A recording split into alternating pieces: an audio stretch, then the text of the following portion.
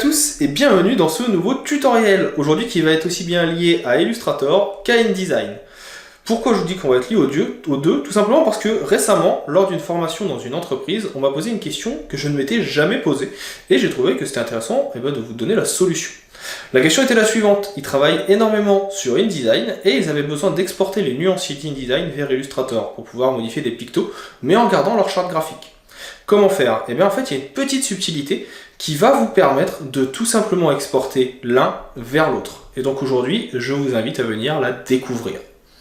Comme d'habitude, si vous avez des questions, je serai disponible dans les commentaires. Je viendrai y répondre. Vous pouvez me poser toutes questions sur les logiciels. Vous pouvez me faire vos remarques. Je suis toujours preneur des remarques s'il y a des choses qui ne vous plaisent pas. Donc n'hésitez pas à me le dire. Le but, c'est qu'on s'améliore tous ensemble. Si la vidéo vous a plu, un partage, un like, un abonnement, ça permet à la chaîne de se développer. Et pour ma part, je vous dis à tout de suite dans le reste de la vidéo. Lorsque l'on travaille sur une composition, un projet graphique, une mise en page ou autre, on peut avoir besoin de passer de InDesign à Illustrator ou à un autre logiciel. On peut aussi avoir besoin de garder des nuanciers en commun entre ces deux logiciels. Et parfois, pour des raisons de structure interne et de connexion intranet ou internet, ou parce que on ne préfère pas utiliser le cloud et la bibliothèque CC qui est déjà existante, il peut être demandé et important de pouvoir exporter un nuancier d'un logiciel vers l'autre. Dit comme ça peut paraître un petit peu bizarre et ça peut paraître impossible, et pourtant il y a une fonctionnalité qui permet de le faire. Imaginons que vous avez un nuancier ici dans lequel vous avez rentré un certain nombre de couleurs. Donc là, je vais venir récupérer, je sais pas, un bleu, que je vais venir rajouter. Je vais venir rajouter une autre couleur qui sera, peut-être un petit peu plus verte, etc., etc. Et j'aimerais que l'ensemble de ces nuances soient disponibles dans mon nuancier, mais cette fois dans Illustrator. Donc là, si je prends mon nuancier, j'en ai bien quelques-unes, mais je n'ai pas, par exemple, les deux que je viens de créer. Même si je me mets en mode liste, on voit bien qu'on a une différence. Comment venir importer ces deux choses? Eh bien, vous allez voir que c'est très simple. Soit vous venez le faire manuellement, en venant faire un glisser-déposer de vos couleurs, en venant enregistrer leur code hexadécimal ou autre. Ou alors, vous pouvez venir dans le nuancier de InDesign. Vous avez ici les trois petites lignes parallèles et la possibilité de venir faire ici enregistrer le nuancier. Je clique dessus. Ça m'ouvre un nouveau dossier d'enregistrement et là je vais l'appeler par exemple tuto. Je clique sur enregistrer, je vais me mettre dans mon dossier tuto, gratuit, ok, et là on est dans, où est-ce qu'il est? Nuancier. J'enregistre, je vais maintenant dans Illustrator et la logique voudrait que je vienne cliquer sur le cercle, les trois petits traits, et qu'ici j'ai un bouton qui me permet d'ouvrir les bibliothèques. Et vous voyez que malheureusement, ce n'est pas le cas. On a beau venir ici faire ouvrir les bibliothèques, on a beau venir se balader, pas d'option de chargement. Alors il y a une petite subtilité qui consiste à venir donc bien ici dans Nouvelle bibliothèque, ouvrir la bibliothèque de nuances et Autre bibliothèque.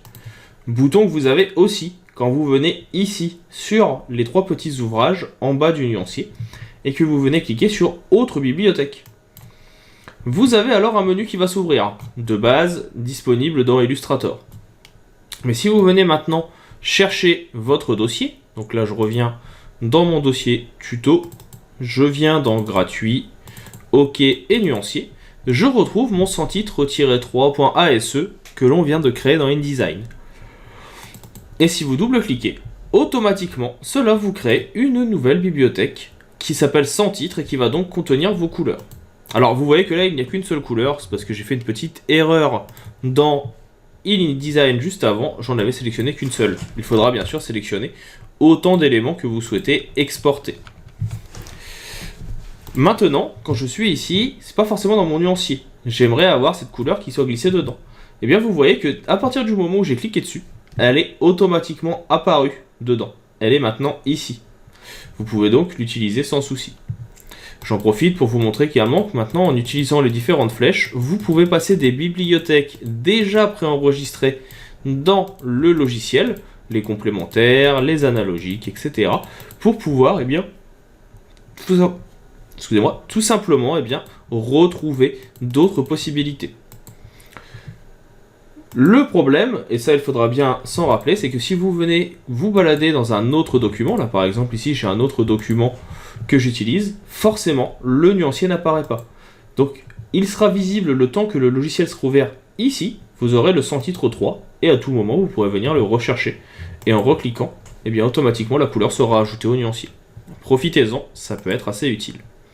Là pour l'exemple rapide, vous n'en voyez peut-être pas l'utilité, mais imaginez que vous devez faire un document type rapport de stage d'une 20aine de pages, un rapport de test en UX design, un ouvrage qui va contenir des pictogrammes spécifiques et dont vous avez besoin de changer les couleurs. Eh bien vous pouvez le faire de cette façon. Donc voilà pour cette petite astuce, j'espère qu'elle vous sera utile et vous aura permis de mieux comprendre ce transfert de nuancier entre InDesign et Illustrator.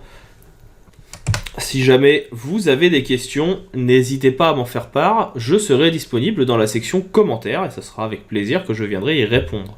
Si vous avez des remarques ou des demandes de tutoriels, même endroit.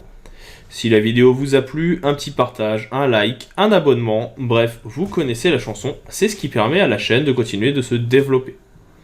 Pour ma part, il ne me reste plus qu'à vous dire à bientôt et à vous souhaiter un bon apprentissage des logiciels de PAO.